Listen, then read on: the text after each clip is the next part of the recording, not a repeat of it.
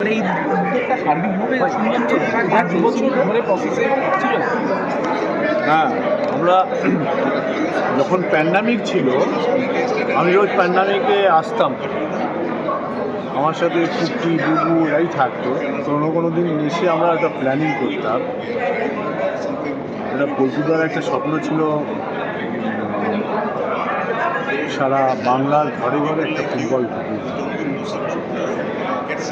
আমরা ওই সময় একটা প্ল্যানিং করে ইন্টারনালি ওয়ার্ক করছিলাম। লাস্ট 4-5 বছর ধরে আমি নিজেও বহু জায়গায় গেছি করেছি, বহু মানুষ এখানে ছিল যারা এটা পার্টিসিপেট করেছে, কিন্তু আলটিমেটলি প্রোগ্রামটা এত দেরিতে শুরু হলো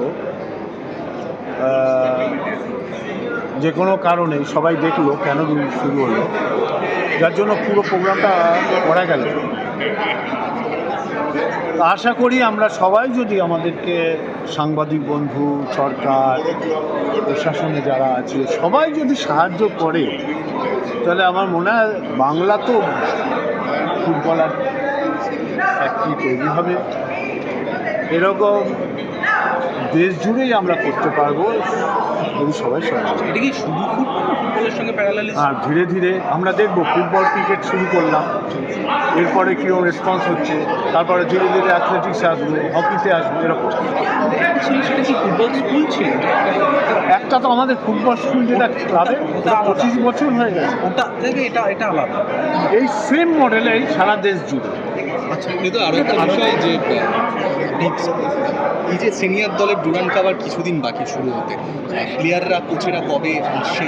এই তো কালকেই তো প্র্যাকটিস ছিল আমাদের, কিন্তু কালকে প্র্যাকটিস তো মাঠ দিতে পারছে না। মোহনবাগান এই সলিউশন হয়েছে এই সমস্যাটা, ওরা মাঠ পেয়েছে? আমার জানা নেই, কিন্তু আমায় তো মাঠ দিতে পারছে না। এই কিছুক্ষণ আগে শুনলাম যে এফএসডিএল এর থেকে কোনো চিঠি ক্লাব, তবে আমি এটা বিশ্বাস করি যে যেই করুক লিগ আইএসএল হবে।